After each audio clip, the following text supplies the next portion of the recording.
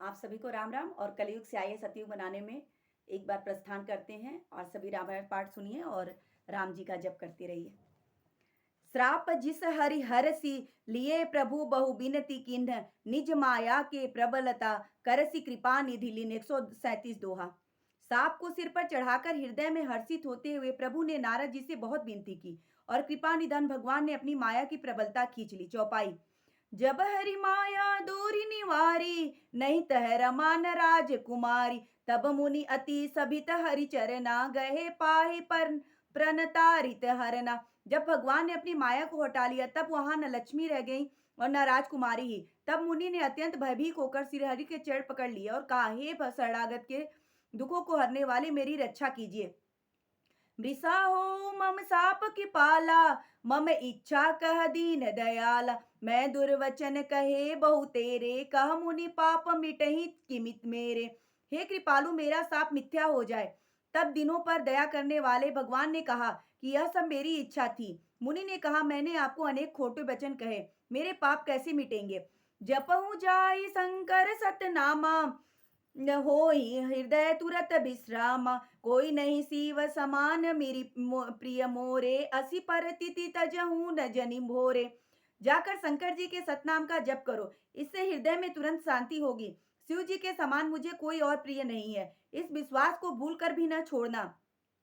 जेहि पर कृपा न करे पुरारी सो न पाव मुनि भगति हमारी। असुर धरि मही विचरहि जाई अब न तुम्हि माया निहराई। हे मुनि पुरारी, जिस पर कृपा नहीं करते वह मेरी भक्ति नहीं पाता। हृदय में ऐसा निश्चय करके जाकर पृथ्वी पर विचारो, अब मेरी माया तुम्हारे निकट नहीं आवेगी। दोहा 138। बहुविधि मुनि प्रबोध प्रभु तब भय अंतर्धान। सत्यलोक नारद चले करत राम गुणगान। बहुत प्रकार से मुनि को समझा बुझाकर तब प्रभु अंतर्धान हो गए और नारद जी श्री रामचंद्र जी के गुणों का गान करते हुए सत्यलोक को चले गए। चौपाई। हर गन मुनि जात पत देखी विगत मोह मन हरस विशेषी। अति सभित नारद पही आए गही पद आरत बचन सुनाए।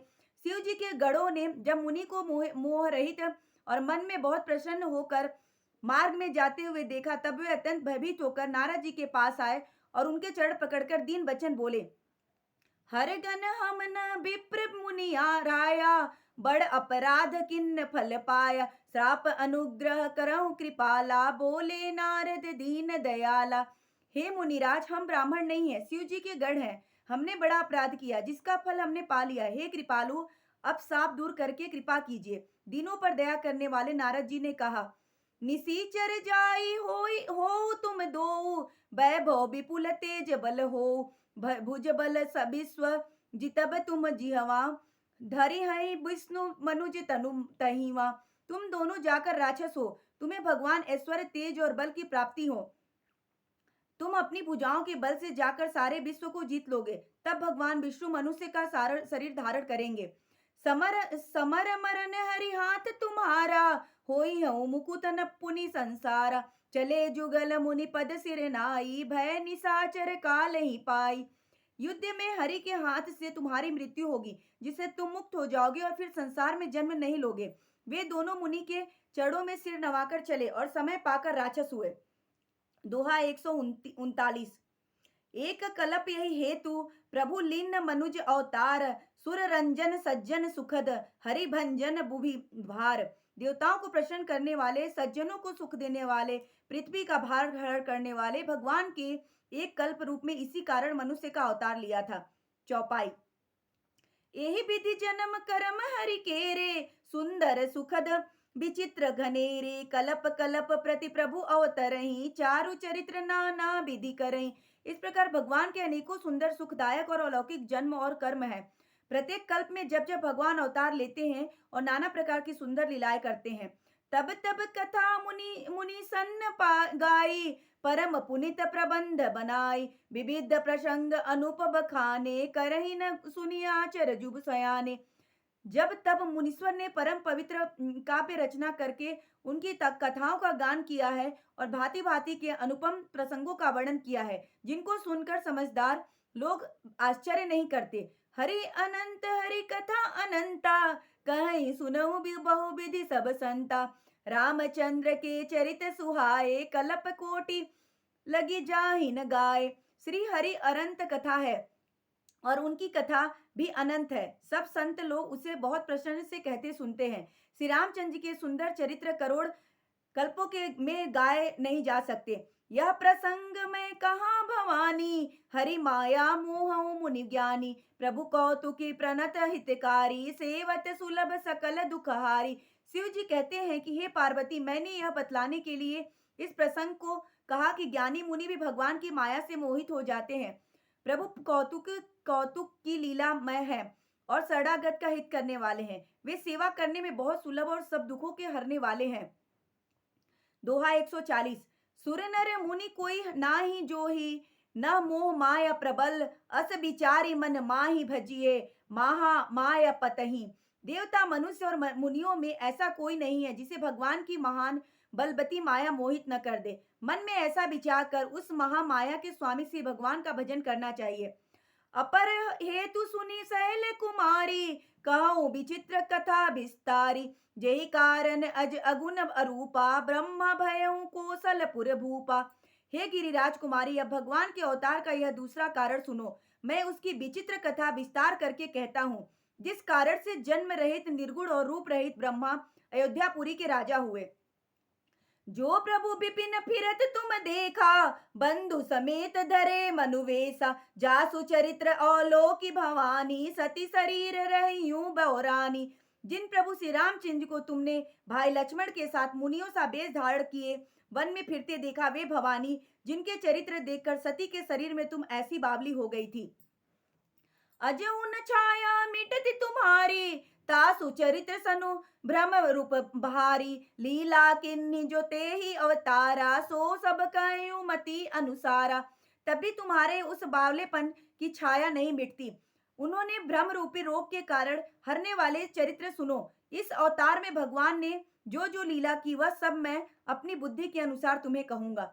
भरद्वाज सुनि शंकर बानी, सकुचि सप्रेम उमा मुस्कानी। लगे बहुरी बरने वृष केतु, सो अवतार भयउ जेहि हेतु। हे भारद्वाज, शंकर के वचन सुनकर पार्वती जी सकुचा कर प्रेम सहित मुस्कुराई। फिर वृष केतु शिव जी जिस कारण से भगवान का यह अवतार हुआ था उसका वर्णन करने लगे। सो मैं तुम सन कहूँ सब सो मैं तुम सब कहूँ, सबु सुनु मुनीस मन लाई। राम कथा कलिमल हरिन, मंगल करनि सुहाई। हे मुनीश्वर भारद्वाज, मैं यह सब तुमसे कहता हूँ, मन लगाकर सुनो। श्री रामचंद्र जी की कथा कलयुग के पापों को हरने वाली, कल्याण करने वाली और बड़ी सुंदर है। दोहा 141 के अंदर चौपाई। स्वयंभू मनु अरु सत रूपा, जिन ते भय नर सृष्टि अनूपा। दंपति धर्म आचरण नीका, आचहु गाँव श्रुति जिन कह लीका। स्वयंभू मनु और सतरूपा, जिनके मनुष्य की यह अनुपम सृष्टि हुई, इन दोनों पति पत्नी के धर्म और आचरण बहुत अच्छे थे। आज भी वेद जिनकी मर्यादा का गान करते हैं। नृप उतानाद पाद सुततासु, ध्रुम हरि भगत भय सुतता जासु। लघु सुत नाम प्रियव्रत ताहि, वेद पुराण प्रशंसहि जाहि। राजा उत्तानपाद उनके पुत्र थे, जिनके पुत्र भरी भक्त भृगु जी थे। उनके छोटे लड़के का नाम प्रियव्रत था, जिसकी प्रशंसा वेद और पुराण करते हैं। देवहूति पुनिता सुकुमारी, जो मुनि करदम कै विप्र नारी। आदि देव प्रभु दीन दयाला, जठर धरे हूँ जेहि कपिल कृपाला। पुनः देवहूति उनकी कन्या थी, जो करदम मुनि की प्यारी पत्नी हुई और उन्होंने आदि देव दीनों पर दया करने वाली समर्थ तथा कृपालु भगवान कपिल को गर्भ में धारण किया।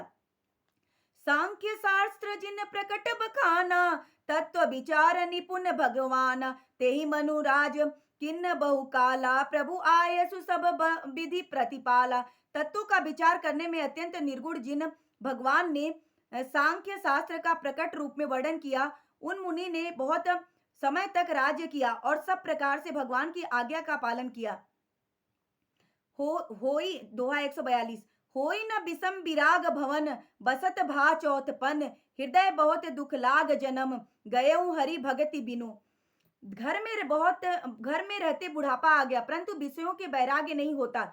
उनमें मन में बड़ा दुख हुआ कि श्री हरि की भक्ति बिना जन्म यूं ही चला जाएगा। चौपाई। बरबस राज सूते तब की दीन्हा, नारी समेत गवन बन कीन्हा, तीरथ बर नौमी से विख्याता, अति पुनित साधक सिद्धिदाता। तब मुनि ने अपने पुत्र को जबरदस्ती राज्य देकर स्वयं स्त्री सहित वन को गमन किया। अत्यंत पवित्र और साधकों को सिद्ध देने वाला तीर्थों में श्रेष्ठ नवमी सारण्य प्रसिद्ध है। बसहि तहाँ मुनि सिद्ध समाजा, तहि हरसि चले मनुराजा, पंत जात सोहई मति धीरा, ज्ञान भगति जनु धरे शरीरा। जहाँ मुनियों और सिद्धों के समूह बसते हैं, राजा मनु हृदय में हर्षित होकर वहीं चले। वे धीर बुद्धि वाले राजा रानी मार्ग में जाते हुए ऐसे सुशोभित हो रहे थे मानो ज्ञान और भक्ति शरीर धारण किए जा रहे हैं। पहुँची जाई धेनुमति तीरा, हरसि नहाने निर्मल नीरा, आए मिलन सिद्ध मुनि ज्ञानी, धर्म धुरंधर निपि ऋषि जानी। वे गोमती के किनारे जा पहुंचे। हर्षित होकर उन्होंने निर्मल जल में स्नान किया। उनको धर्म धुरंधर राजर्षि जानकर सिद्ध और ज्ञानी मुनि उनसे मिलने आए। जह जह तीरथ रहे सुहाए, मुन्निन सकल सादर करवाए, कृष शरीर मुनि पद परिधाना, सत समाज निध सुनहि पुराना। जहां जहां तहां सुंदर तीर्थ किए, मुनियों ने आदर पूर्वक तभी तभी सभी तीर्थ उनको करा दिए। उनका शरीर दुर्बल हो गया। वे मुनियों के वस्त्र धारण करते और संतों के समाज में नित्य पुराण सुनते। चलिए, प्रभु श्री राम की जय। भारत माता की जय। सनातन संस्कृति की जय।